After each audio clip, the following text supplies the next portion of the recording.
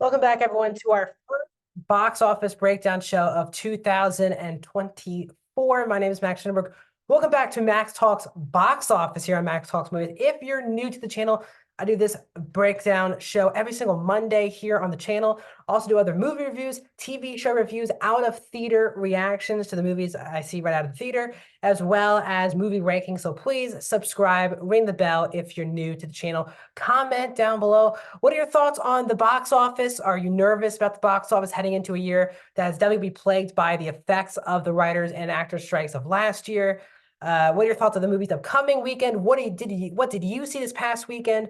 What are you gonna see this upcoming weekend? Let me know in the comment section. Also, please like the video, the thumbs up button. So normally on these box office breakdowns, the way I've been doing it is the this past weekend domestic box office, then followed by the overall year box office, both domestic and worldwide, then my preview of the overall weekend. Now, because this is the first breakdown of 2024, and there's only one movie that has come out so far that's in the top 5 that is from the year 2024. I am done talking about the 2023 box office. I feel like I talked about the same top 10, the same top 20. It's the kind of same thing, same old. It has not changed at the box office right now.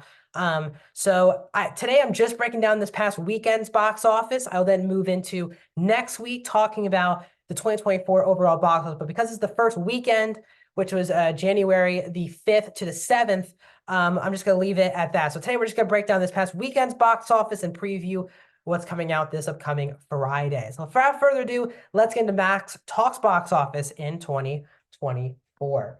So starting out here at number one is Wonka in its fourth weekend, dropping 37%, 14 million for Wonka. It's up to 164.3 right now.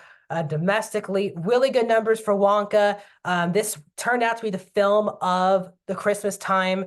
There were some films like Color Purple, even Hunger Games challenged it for a while, but both those movies, especially Color Purple, really took a big dip. So Wonka does a really great job overall, became the Christmas movie, even though it's not getting great reviews. It's getting good enough. It's a really fun time at the movie theaters I think, for families. And I think with this probably being the last week or so, this upcoming weekend before kids are back in school, expect Wonka to do really good once again this upcoming weekend.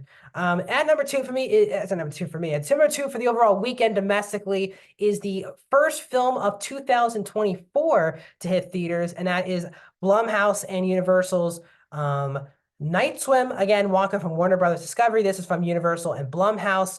Night Swim making $11.7 million. Now, you could say that's not a lot of money. $11.7 million is not a lot of money for Night Swim, but it is because the movie's budget has currently been listed around 17, 15, I think they said $15 million is the budget. Very cheap film where Blumhouse likes doing stuff like that. So this film's already basically made its budget back already in its opening weekend domestically. This movie will be definitely profitable for Blumhouse. They like making these cheap horror movies that can make their budget on their money back very quickly. So while it's not a huge open like they did last year for Blumhouse with Megan, Nice One's a very good opening because it just barely made any money needed any money to make it. So big win for Blumhouse and Universal to start 2024. And with no horror movies coming out this upcoming weekend, Nice One could also get some more heading into this upcoming weekend. Aquaman and the Lost Kingdom's in third place in its third weekend, dropping 42%, 10.6 for Aquaman. It is now in the $100 million club for 2023's domestic box office. Again, this would, because it came out in 2023, will be listed under that for its overall run once it gets finished. Again, not the box office juggernaut that if the first one was now 5 years ago. But Aquaman and the Lost Kingdom still did a better job than The Flash and Shazam this past year at the box office. So while it cost a lot of money to make, it couldn't cost around 350 million because of all the reshoots. 4 or 5 different types of reshoots this movie had to go through. It needs around like 700, 750 to break even. I'm not sure it'll get there worldwide, but still Aquaman 2 is at number 3. From Illumination and Universal, also getting another movie on this list, is Migration, making 9.9 million its third weekend, 41% drop, $77.5 million It's been a weird year for 2023 for animation. Spider-Verse really broke out, but a lot of the other animated films like Trolls Band Together, Elemental. We've seen a lot of DreamWorks film. A lot of these films have not been doing particularly amazing this year. Wish as well. Migration's nearing $100 million. It probably could get there. Needs again 23 million in these next couple of weekends. It could, with no animated films in sight. But we shall see. Migration 9.9 in its third weekend. And getting into the top five after it went is sorry for mumbling a lot today.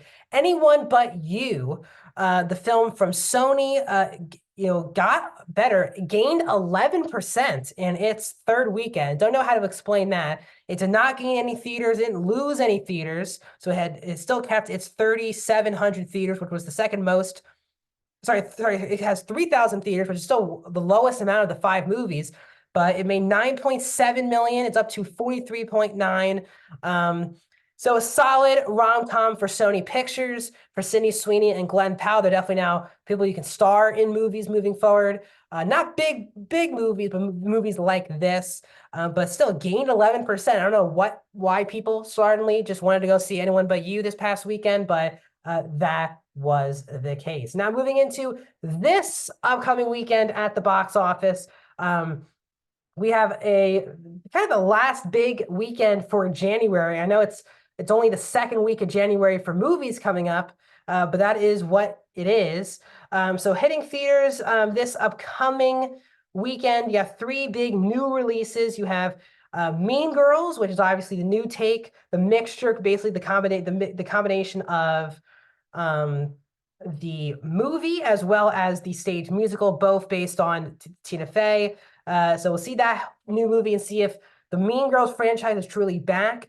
The Beekeeper from Jason Statham, which has always been, he always makes his money's back at the box office with his movies. So his new action flick, The Beekeeper, also hits theaters, as well as The Book of Clarence, the new film from James Samuel, who his first film, The Harder They Fall, is a fantastic film, in my opinion, that he directed on Netflix in 2021. But this is his first movie that is hitting directly in theaters. So we'll see if he has his audience from Netflix go to the movie theaters to check out his movies. So you have The Book of Clarence, The Beekeeper, and Mean Girls hitting theaters all this weekend. What do you guys see in the box office down below? Thanks for joining me on another box office breakdown.